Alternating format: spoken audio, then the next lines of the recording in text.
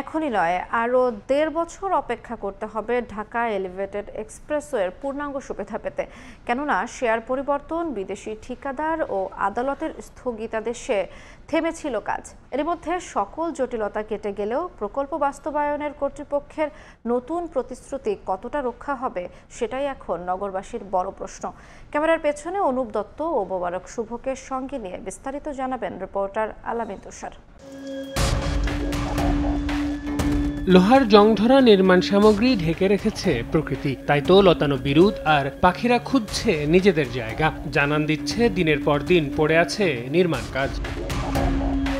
Share পরিবর্তন, বিদেশি ঠিকাদার প্রতিষ্ঠান পরিবর্তন এবং অর্থায়ন নিয়ে নানা জটিলতার সঙ্গে আদালতের স্থগিতাদেশ সহ নানা জটিলতায় ঢাকার যানজট নিরসনের স্বপ্ন নিয়ে শুরু হওয়া এলিভেটেড এক্সপ্রেসওয়ের নির্মাণ কাজ যেন শেষই হচ্ছে না। প্রকল্পের দ্বিতীয় ধাপের এ অংশের অর্থাৎ বনানী রেলওয়ে স্টেশন থেকে মগবাজার রেল ক্রসিং এলাকার মানুষ মাশুল দিচ্ছেন এই অসম্পূর্ণ কাজের। কাজ বন্ধ করে দিছে, এখন আদৌ হবে নাকি এটা আসলে সন্দেহজনক। এই কাজটা হচ্ছিল, আমরা আশীর্বাদই নিয়েছিলাম, কিন্তু এটা এখন অভিশাপে দাঁড়ায় গেছে। একবারে যে টোটাল বন্ধ হয়ে গেছে তা কিন্তু না। সন্ধ্যার পরে এই জায়গা থাকাই যায় না, মশা বিল করে এই জায়গা। বলি হচ্ছে প্রাণ প্রকৃতিও, যার প্রমাণ হাতিরঝিলের হোটেল প্যান প্যাসিফিক সোনারগাঁওয়ের পেছনের অংশ।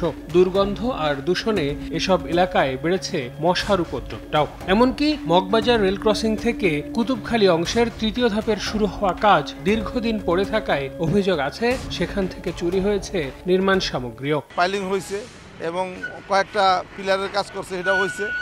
এই পুরা সাইড টিন দিয়ে বেড়া ছিল, তাহলে টিন সবাই খুলে নিয়ে জায়গা, কেউ বাধা করে না। টিনগুলো তো আগেও দেখছি, এখন ইদানিং নাই। খুব দুর্ভোগ মানুষের। এবছর অর্থাৎ 2025-এর জুন মাসের মধ্যেই কিন্তু এই ঢাকা এলিভেটেড এক্সপ্রেসওয়ের কাজটি শেষ হয়ে যাবার কথা। তবে সে কাজ যে সহসাই শেষ হচ্ছে না তা দেখাই যাচ্ছে। আর এ ধরনের প্রকল্পের মেয়াদ বেড়ে গেলে তার খরচও যে বেড়ে যায় তা কিন্তু বলাই বাহুল্য। প্রকল্পের বাজেটের সঙ্গে এমন সময়ক্ষেপণ চাপ বাড়ায় জনগণের উপরও। তাই দ্রুত সময়ে প্রকল্প বাস্তবায়নে বাধ সাধছেন যারা, তাদের মুখোশ উন্মোচন করা জরুরি বলে মত বিশ্লেষকদের। শুরু হওয়ার পরে কোনো ধরনের অপচয় যাতে না হয়, কোনো ধরনের সময়ক্ষেপণ যাতে না হয় সেটা নিশ্চিত করতে হবে এবং এই ক্ষেত্রে প্রকল্প পরিচালকের ক্ষমতায়নটা বেশি করা দরকার।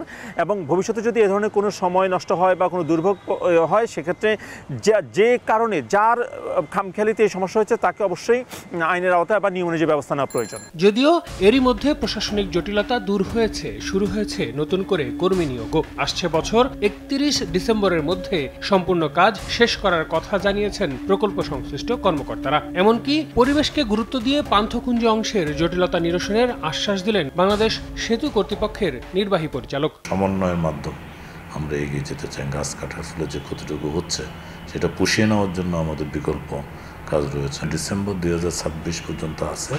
আমরা আশা করছি যে এর মধ্যে আমরা একটা তাৎপর্যপূর্ণ পর্যায়ে যেতে পারব। দীর্ঘ এক যুগ আগে শুরু হওয়া এই এক্সপ্রেসওয়ে প্রকল্পের পূর্ণাঙ্গ সুফল এখনো পাচ্ছে না ঢাকাবাসী। তাই তো নতুন এই প্রতিশ্রুতি কতটা সময় মতো বাস্তবায়িত হবে সেটাই এখন নগরবাসীর বড় প্রশ্ন। আল আমিন তুষার, সময় সংবাদ, ঢাকা।